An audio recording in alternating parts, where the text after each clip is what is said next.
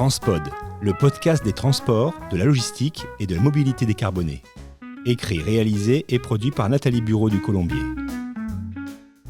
Bonjour, bienvenue sur Transpod. Je suis avec une invitée de marque aujourd'hui, une invitée qui justifie la création d'une nouvelle rubrique. Ça s'appelle Transpod Stories. Donc nous allons plonger dans l'histoire des transports et de la mobilité. Pourquoi ? Pour comprendre aussi le présent et pourquoi pas décrypter l'avenir. Et d'ailleurs, si vous pensez que l'histoire c'est un sujet ennuyeux, rébarbatif et poussiéreux, Judith Aziza va nous prouver le contraire. Bonjour Judith. Bonjour Nathalie. Merci d'avoir accepté de participer à cette première émission. Judith, vous êtes docteur en histoire, communicante, conférencière et écrivaine, et vous twistez l'histoire avec brio auprès du grand public. Vous fouillez les archives comme une détective et les Marseillais raffolent de vos conférences grand public. Vos cafés histoire cartonnent. Nous sommes accueillis aujourd'hui au Port Center de Marseille. C'est un nouveau lieu qui a été inauguré fin 2024. Il se trouve à la gare de la Major, entre les terrasses du port et le Mucem. Alors c'est un lieu où on découvre à la fois l'histoire du port, son poids économique, les nouvelles technologies, et notamment tout ce qui tourne autour de la décarbonation et du courant de quai. Nous avons également derrière nous de fabuleuses maquettes. Et si vous voulez découvrir tout ce qui s'y passe, il suffit de vous inscrire sur le site de l'Office du tourisme de Marseille. Judith, je vous propose de remonter le fil du temps et d'explorer l'histoire du port de Marseille, ses grandes heures, ses transformations, ses liens avec la ville et ses habitants. Nous allons parler des bâtiments, des compagnies maritimes, tout ce patrimoine immobilier très riche. Et nous évoquerons également la guerre, les colonies, les grandes migrations, pour finir dans les années 70. Alors Marseille, bien entendu, c'est l'Acidon, le vieux port, la rencontre, le crush entre Protis et Gyptis il y a plus de 2600 ans. Quelle est l'origine du port de Marseille ? Comme vous venez de le dire Nathalie, l'origine du port de Marseille, elle est ancienne. Marseille, c'est la plus ancienne ville de France et elle a été fondée à partir de son port. Alors, la légende voudrait, une légende un peu étayée quand même, que des marins venus de Fossé, donc Fossé se trouve en Asie mineure, aujourd'hui c'est en actuelle Turquie, donc c'était un territoire qui était sous domination grecque, c'est pour ça qu'on parle de Marseille comme une cité grecque de fondation grecque, mais géographiquement aujourd'hui, ça a toujours été en Asie mineure, donc en Turquie. Donc ces marins qui viennent de Fossé partent à la conquête, on va dire, de la Méditerranée. Ils sont à la recherche d'un site pour créer un comptoir de commerce pour échanger avec leur métropole. Et ils vont arriver dans une crique assez isolée, à l'abri du vent, le Lacidon. De suite, ça va matcher, ils vont voir tout le potentiel du site et donc ils vont souhaiter s'y implanter. Alors donc la légende de Gyptis et Protis prend le relais, à savoir que donc, le beau marin Protis arrive pile au moment où c'est le banquet des noces de Gyptis, la fille du roi des Ségobriges, et la tradition marseillaise, comme quoi déjà les femmes étaient assez fortes, voulait que ça soit la jeune femme qui, lors d'un banquet, choisisse son époux en lui remettant une coupe de vin. Et c'est ce qui va se passer, et bien entendu, la belle Gyptis va tomber en pâmoison devant le beau marin étranger Protis et lui offrir la coupe de vin et le choisir donc comme époux. Et de leur union, ils se verront naître à Marseille, puisque lors de leur union, le roi leur offrira la calanque du Lacidon, on va dire, comme cadeau de noces. Et c'est à partir de là, donc, les Phocéens, d'où le nom de cité phocéenne, s'installeront dans le Lacidon, ils créeront un comptoir de commerce qui deviendra une ville, une cité, et qui ne cessera dès lors d'évoluer jusqu'à devenir la grande ville de 24 000 hectares qu'on connaît aujourd'hui. Les images anciennes montrent bien tous les voiliers et la forêt, de mâts dans le vieux port de Marseille. À quel moment le port s'est étendu à l'est ? Pour bien comprendre l'histoire du port de Marseille, déjà, il faut entre le grec et on va dire le XVIIe siècle, donc déjà il y a pas mal de temps qui se sont passés et l'activité était uniquement centrée sur la rive nord du port, donc c'est là où se trouve la mairie pour les Marseillais aujourd'hui, donc c'est le quai de la mairie, et tout se déroulait à ce niveau-là. Donc Marseille, c'était un petit port de commerce avant le XVIIe, un petit port qui échangeait un peu avec le Levant, mais de façon, on va dire, modérée, un peu avec aussi la Corse. On avait des corailleurs, notamment à Marseille, dès le XVe siècle, la famille Linciu, qui donnera son nom à la place où il vivait, la place de l'Anche, une fois que ça a été francisé. Donc on a quand même des négociants qui vivent à Marseille au XVIIe, enfin même avant. Mais le vrai tournant, ça va être véritablement l'arrivée au pouvoir de Louis XIV et surtout la mainmise qu'il va avoir sur la ville de Marseille et sa volonté de faire de Marseille un grand port de commerce. Et c'est de la volonté de Louis XIV et de Colbert que Marseille s'est positionné en tant que grand port de commerce et avec le soutien des édiles locaux et de la bourgeoisie locale qui ont investi aussi dans la ville et dans son port. C'est comme ça que l'activité a démarré et puis ensuite tout a grossi jusqu'à la création du nouveau port de commerce où nous trouvons donc le bassin de la Joliette qui a ouvert en 1853 et après qui s'est étendu jusqu'au nord, jusqu'à l'Estac, jusqu'à Saumatier et voire au-delà à Fos et à Martigues. Donc là, nous sommes à proximité des quais et des moles, comme on les appelle, J0, J1, J2, J3 et ex-J4. Donc c'est Louis XIV qui a décidé la construction de ces entrepôts ou... On est bien avant, on est bien après plutôt. Bien après. Hein. Alors, si on parle du port moderne, parce que les mols J1, J2, J3, bon, alors aujourd'hui, il ne reste plus que le J1, en fait, puisque le J4, il a été renfloué et puis il est devenu là où on trouve le Mucem. Et les autres mols, le 2 et le 3, ils ont été soufflés, les entrepôts qui étaient dessus, et remodelés. Et d'ailleurs, on se trouve en partie sur le J2, à cheval. Le port de Marseille, donc jusqu'en 1853, c'était uniquement la calanque du Lacidon. Et à partir de 1853, on a un premier bassin portuaire qui s'établit dans le port de la Joliette, qui est un bassin rectangulaire. Donc il n'y a pas de mol à la base.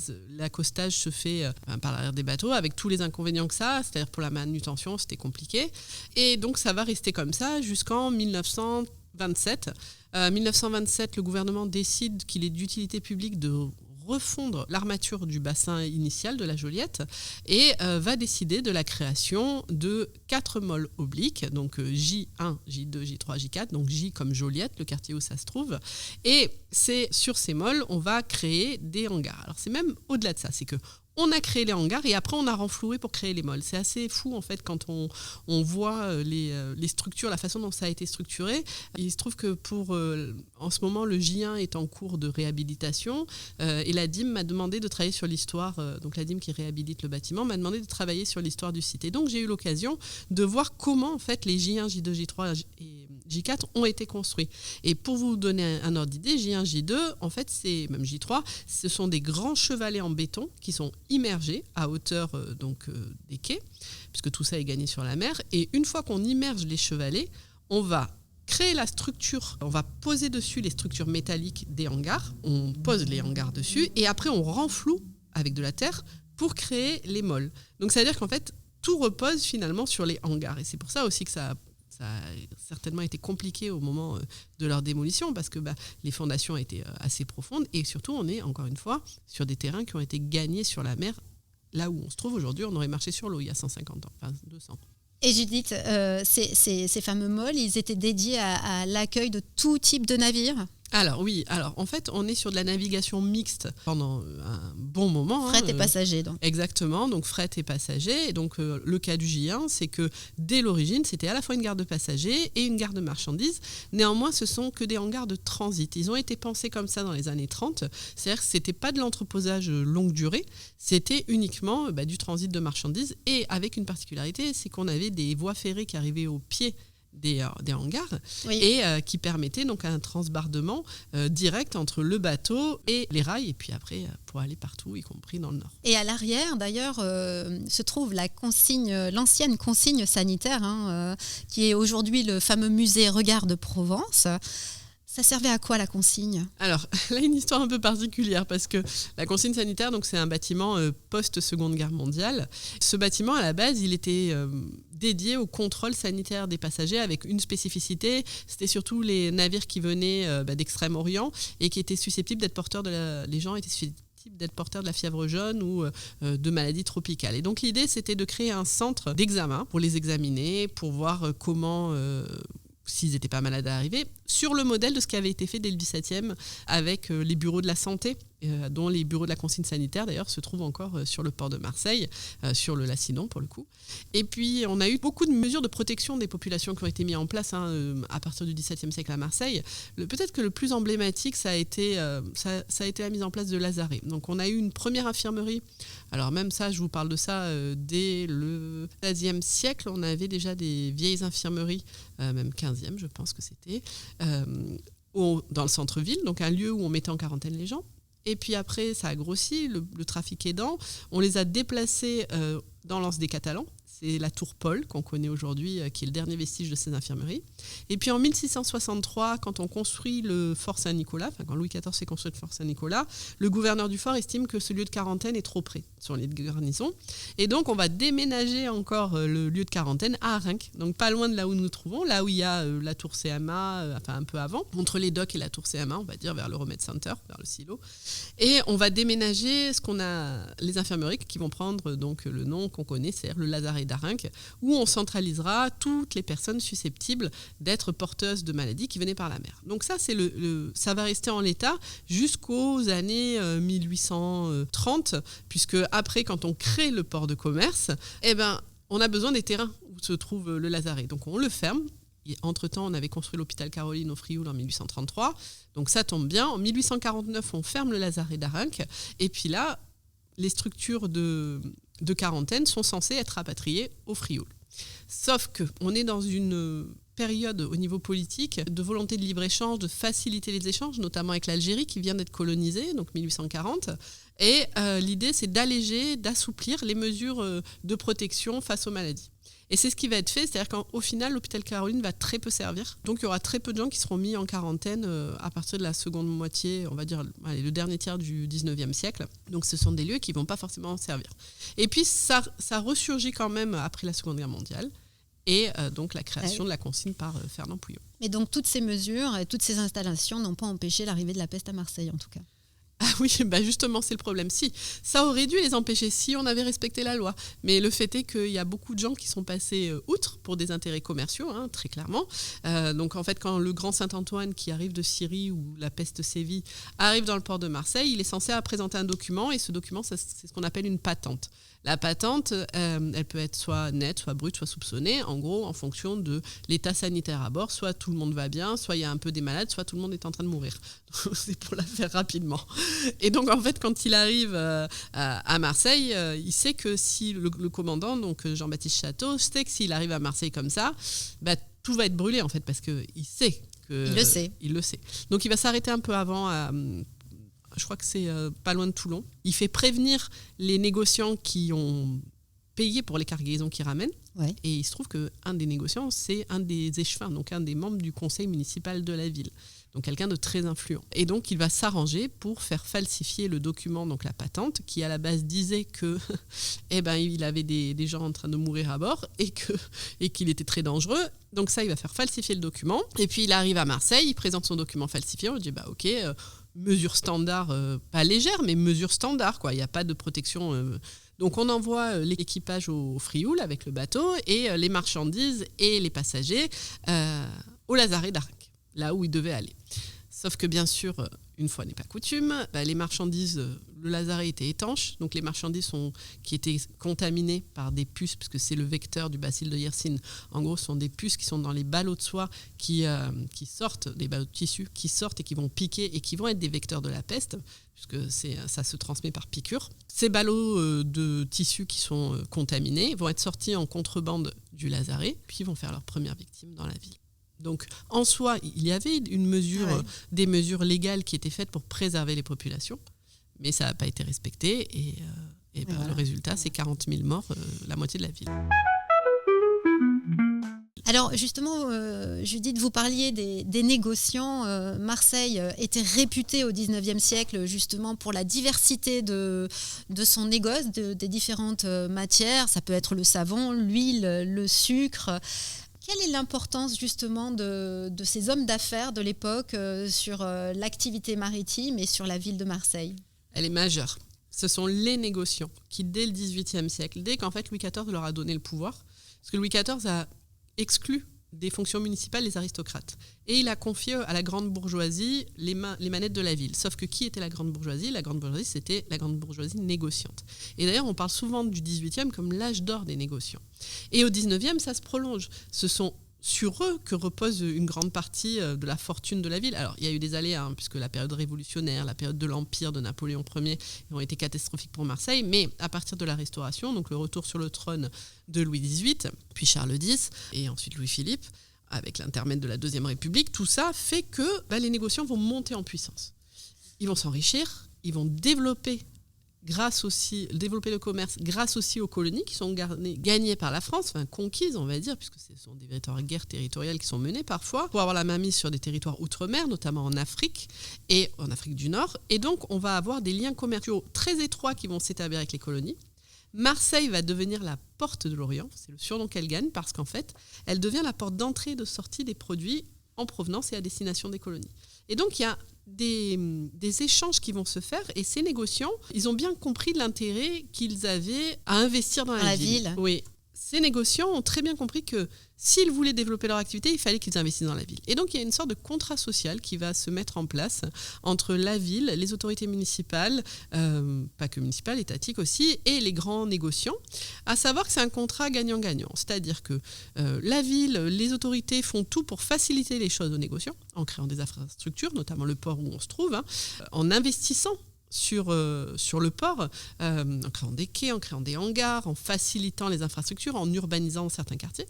Et en échange, les grands bourgeois vont investir à leur tour, et eux, ils vont s'enrichir, parce que c'est quand même le premier but pour certains, mais ils vont aussi prendre en cause, fait et cause pour la population. C'est-à-dire que, par exemple, un exemple du contrat social qui peut être donné, c'est qu'ils recevaient énormément de la ville, parce qu'on leur mettait à disposition tout ce dont ils avaient besoin pour faire fructifier leur négoce.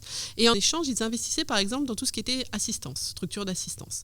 Et on va avoir des grands négociants, ou des femmes de grands négociants, parce que souvent ça passait par leurs femmes, qui vont créer des structures sociales. Alors, il y a des structures sociales, on va dire, qui ont évolué de façon un peu privée aujourd'hui, mais d'autres qui sont toujours des structures sociales. Je vais vous donner un exemple. On avait un dispensaire pour enfants qui a été créé par la comtesse Segonda Raleigh, qui était une femme de grand bourgeois, qui a suppléé au fait qu'on avait une carence en soins pédiatriques à Marseille dans les hôpitaux, et donc elle a créé ce dispensaire pour enfants. Autre exemple, on va avoir la caisse d'épargne, par exemple, qui va être fondée par des grands bourgeois issus du négoce, et l'idée c'était de permettre aux ouvriers finalement de mettre d'épargner, de se loger. De côté, exactement, 4 sous de côté pour prévoir, pour anticiper en cas de coup dur, et pas que, parce que la caisse d'épargne a eu un rôle social majeur en mettant en place des bons alimentaires, des chantiers pour les chômeurs. Il y a eu toute une structuration sociale de la société qui s'est fait et qui reposait sur ces jalons en disant on avait un contrat avec l'État, vous nous donnez, on rend d'une autre façon aux populations.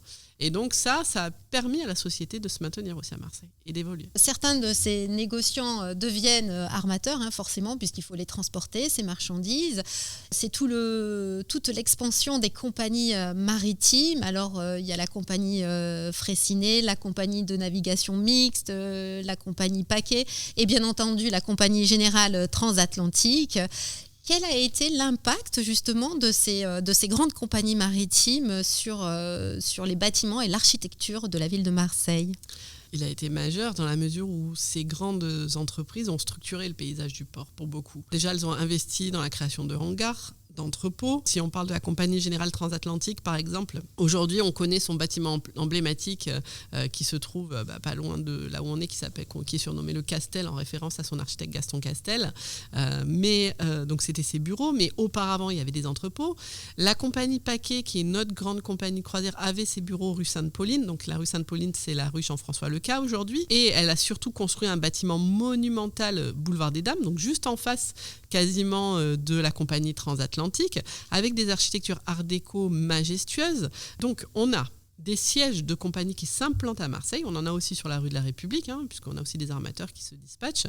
On a des bureaux de ces armateurs un peu partout. Au niveau du centre des impôts d'ailleurs, pour ceux qui connaissent.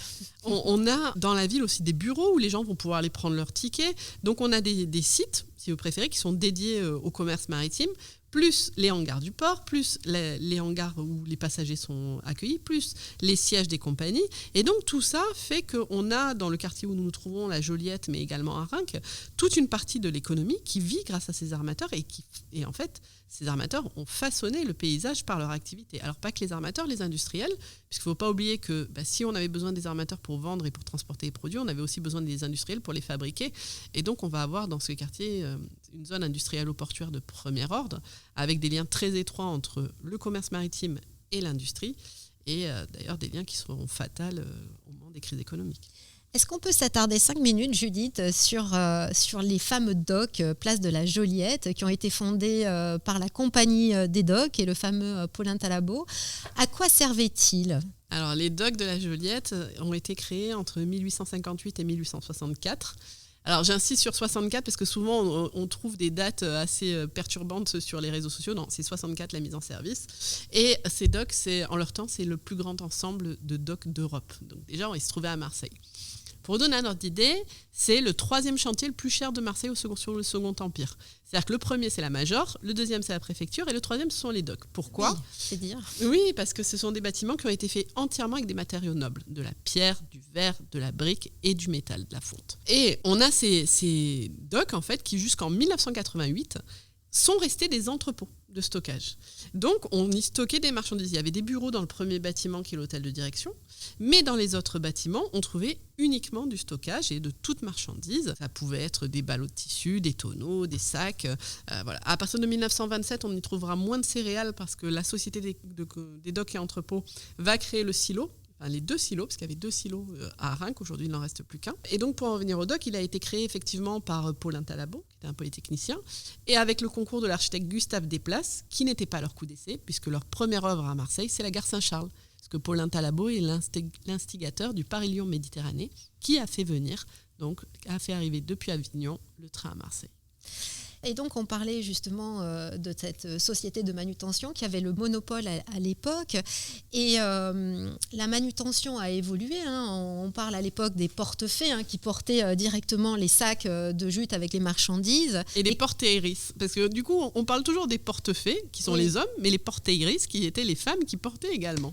Et ça, il y en a, moi, en ayant travaillé sur les registres hospitaliers, donc l'accueil des malades à Marseille, je voyais les professions. Et donc, on avait énormément de femmes qui étaient des porteuses et donc qui travaillaient sur le port et qui portaient. Toute la manutention se faisait à force d'hommes, à bras d'hommes et de femmes. Et en 1956, un certain Maclean imagine un parallélépipède, le conteneur. Qu'est-ce que ça va changer à la fois dans le commerce et dans la structure du port de Marseille ? Tout. Everything. Ça va tout changer. Alors pas qu'à Marseille, ça a travaillé sur tous les ports du monde, en fait, cette transformation du mode logistique. Parce que clairement, une fois qu'on a les conteneurs, on n'a plus besoin d'autant de manutentionnaires, de dockers, on n'a plus besoin d'entrepôts de stockage, puisque désormais le conteneur arrive sur un porte-conteneur. Ça part dessus tout de suite. Et oui, voilà, ça reste sur un parking, ça repart sur un train, sur un camion, c'est stocké sur un parking. Donc du coup, ça met au rebut, si je puis dire, alors pas immédiatement, puisqu'il a fallu le temps que ça se développe, parce que 56 c'est l'invention, mais après, ça a mis du temps à se développer. Alors pas tant que ça, puisque déjà au début des années 60, on avait des conteneurs qui arrivaient sur le port de Marseille, peut-être même avant. On a un mode de manutention et de transport logistique qui est complètement révolutionné. Et qu'est-ce que ça change ? Tout. C'est-à-dire qu'en fait, là où avant on avait besoin d'entrepôts, désormais on n'a plus besoin que de grands espaces de stockage aériens. Là où avant on avait besoin de dockers pour décharger les sacs de jute, les tonneaux, les caisses, désormais on a besoin de grues. Et donc de dockers qui savent manier les grues. Donc c'est un nouveau mode de manutention auquel il faut former les dockers. Et au final, le port de Marseille va en faire un peu les frais. Parce que l'impact majeur déjà, c'est qu'il va falloir créer des terminaux spécifiques pour les conteneurs. Et il se trouve que dans les années 50, on avait déjà commencé à sortir hors les murs le port de Marseille. Puisqu'aujourd'hui, quand on parle de grand port maritime, on dissocie donc les structures intramuros, donc en gros de la Joliette à Sommachi, et ensuite les ports annexes, mais qui dépendent du grand port maritime de Marseille, à savoir Lavera, Martigues, et Fos à Fos-sur-Mer. Donc on est entre 400 hectares à Marseille et 10 000 hectares à Fos. monstrueux, j'ai envie de C'est dire. gigantesque, gigantesque. Et donc, pour juste la petite histoire de ces lieux, en gros, le port de l'Aveyras, donc qui se trouve à Martigues, lui est développé au début des années 50 sous Gaston Defferre.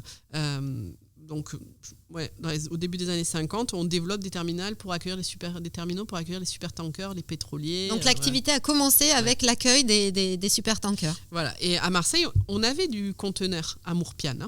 Il y avait même un dépôt de carburant à Mourpiane. Donc le port de Marseille était encore très actif.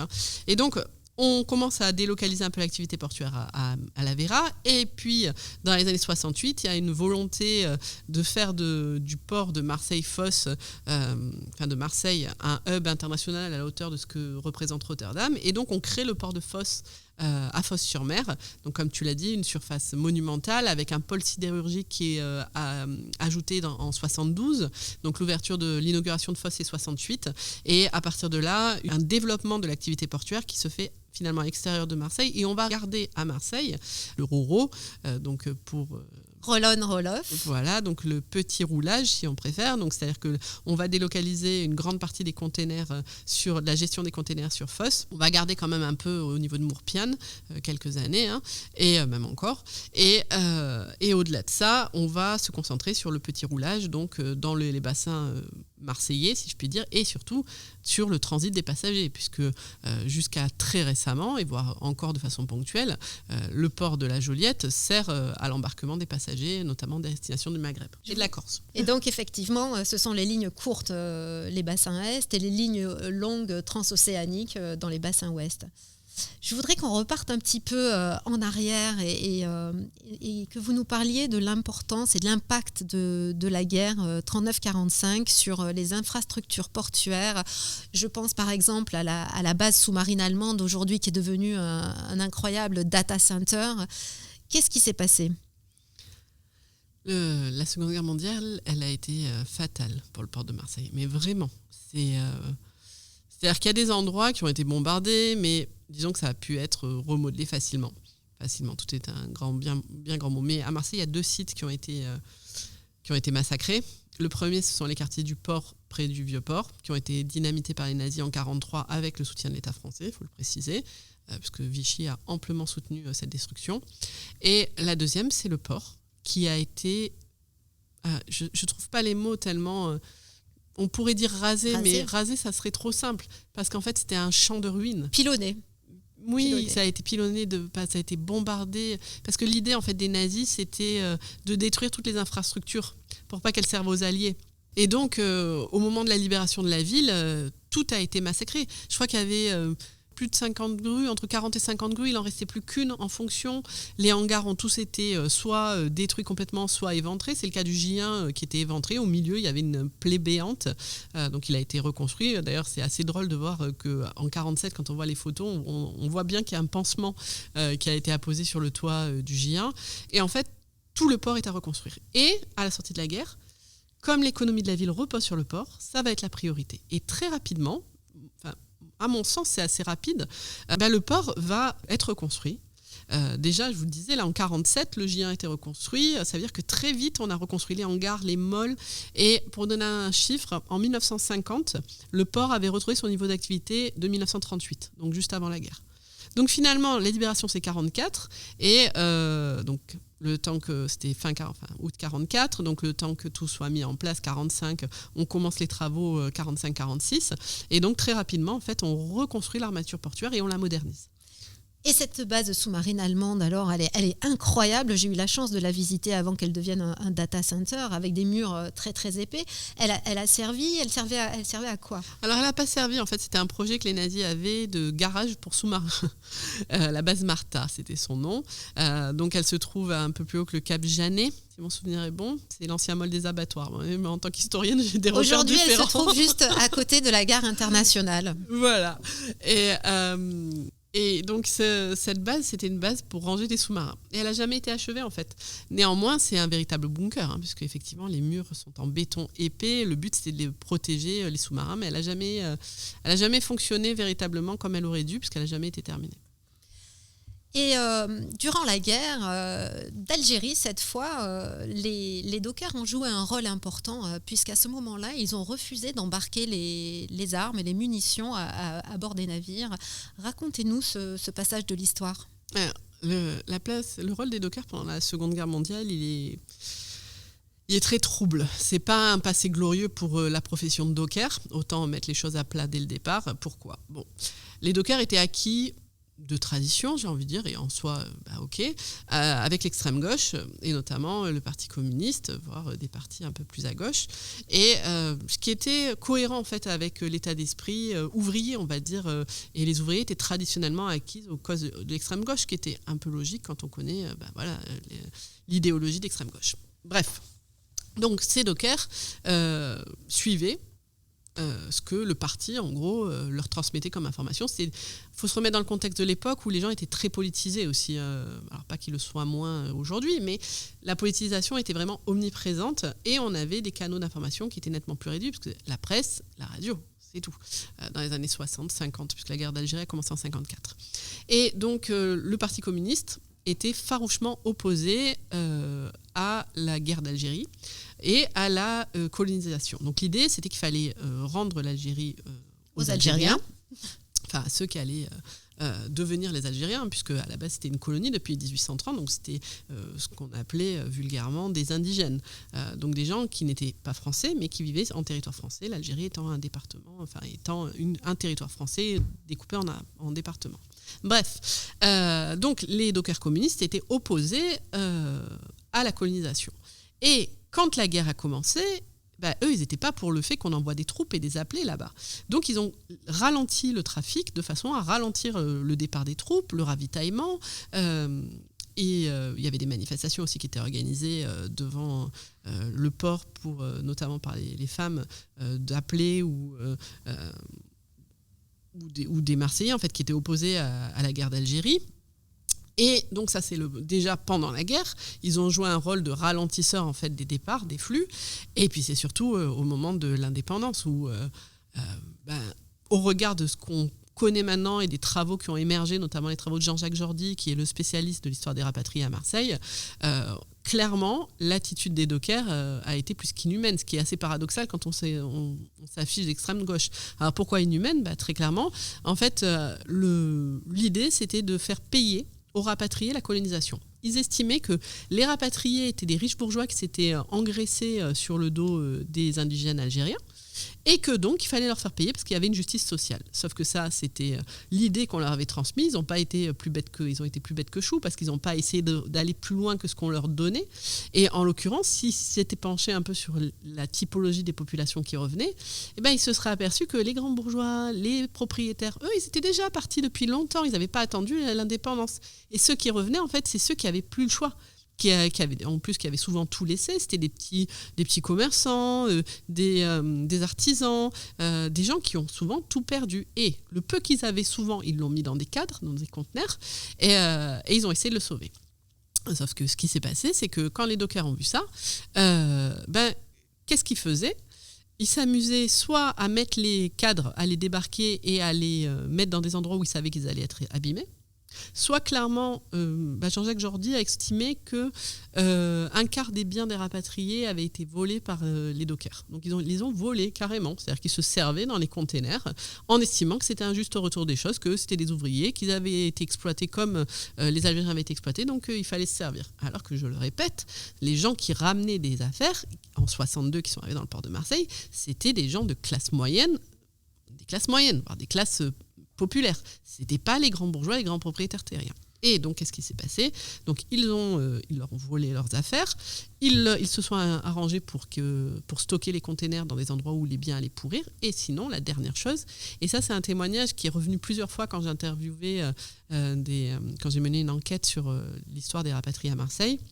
Les gens me racontaient, en fait, au-delà de cette méchanceté, parce que c'est de la méchanceté pure, sous couvert de justice sociale, c'est de la méchanceté, il y avait aussi quelque chose, de la méchanceté au point psychologique, une violence psychologique. Par exemple, d'un exemple concret, le jeu des dockers, c'était de soulever les cadres avec les grues, donc devant les passagers, puisque le débarquement se faisait, c'était un peu anarchique, il y avait beaucoup de gens, c'était vraiment très anarchique. Et donc ils débarquaient les containers en même temps que les passagers souvent, ou du moins les passagers voyaient le débarquement. Et en fait, les dockers s'amusaient à prendre les cadres, à les transporter au-dessus de l'eau et à les jeter, à les lâcher au-dessus de l'eau. Donc les gens voyaient leurs affaires couler en fait. Et voyaient les affaires des autres couler. Donc, ils ne savaient pas si leurs affaires avaient été sauvées, s'ils les avaient perdues. Et donc ça, c'est proprement inhumain, en fait, de se conduire comme ça. Même si on est opposé à la façon dont quelqu'un s'est comporté, il n'y a pas de raison d'afficher cette souffrance. Et encore une fois, qui était complètement injuste au regard de la typologie de population qui est rentrée en 62. Bien sûr. Judith, c'est ce qui explique le port, la ville. Et ces rapatriés, c'est ce qui explique le fait que Marseille soit une ville cosmopolite, parce qu'il y a beaucoup de ces personnes, ces rapatriés qui sont restés à Marseille. Il y a aussi les Arméniens, les Syro-Arméniens, les Libanais aussi. Quel est le rôle de ces nouvelles populations dans Marseille ? Ces nouvelles populations, déjà, c'est très important de souligner qu'elles sont arrivées par le port.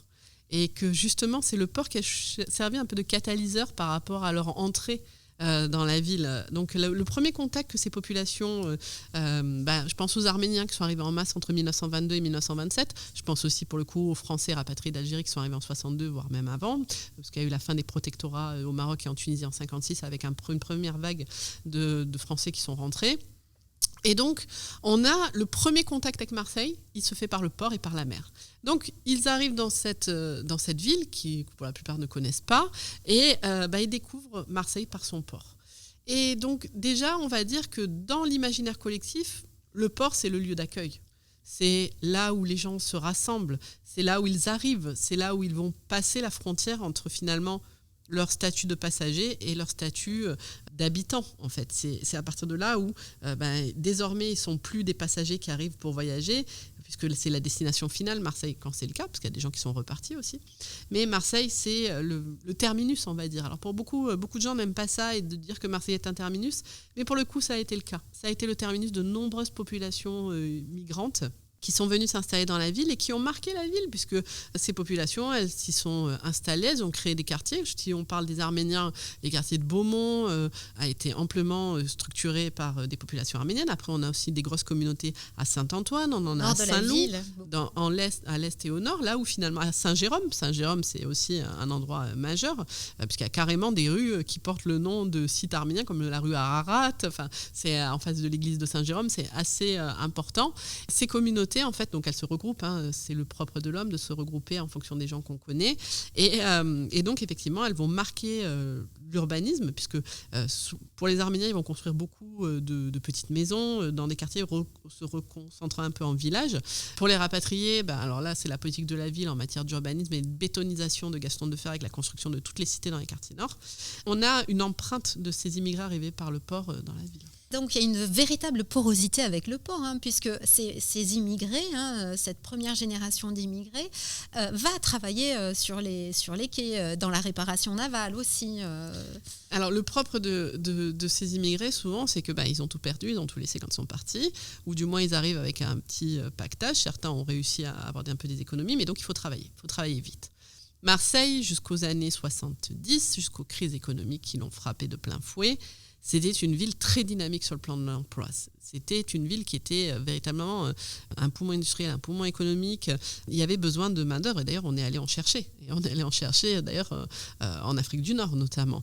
Et on est allé en chercher en Europe. Il y a énormément de populations européennes qui ont migré vers Marseille. Et ça, c'est un phénomène qui est assez ancien d'ailleurs, parce que déjà les populations italiennes au XVIIe siècle venaient chercher du travail à Marseille. Bref, tout ça pour vous dire qu'on cherche du travail quand on arrive et là où il y a besoin de main-d'œuvre, c'est dans les usines, dans la réparation navale, parce qu'effectivement, c'est un vecteur important. Alors, à l'échelle de Marseille, c'est peut-être pas le plus important, puisqu'on a d'autres activités industrielles qui sont majeures, comme les huileries, les savonneries, qui emploient aussi beaucoup. Néanmoins, effectivement, on va trouver des travailleurs étrangers, d'origine étrangère, puisque après, ils ont été naturalisés, qui vont travailler sur les quais du port, que ce soit comme ouvriers qualifiés ou comme manutentionnaires. Est-ce que vous avez une anecdote, quelque chose qu'on ne sait pas sur le port Une anecdote qu'on ne sait pas sur le port. Sur l'histoire maritime, par exemple. Moi, ce qui me frappe le plus, c'est en fait l'interconnexion entre la ville et le port, et le fait que finalement, quand le port est tombé en désuétude, on va dire dans les années 60-70, en raison de justement l'arrivée des containers, l'essor de l'aviation commerciale, mais également la perte des marchés coloniaux, parce qu'on a parlé du retour des habitants, mais on n'a pas évoqué le fait qu'avec la perte des colonies, Marseille avait perdu énormément de marchés qui faisaient vivre la ville, et pas que le port, l'industrie aussi. Et donc on a cet écosystème en fait qui repose sur le port.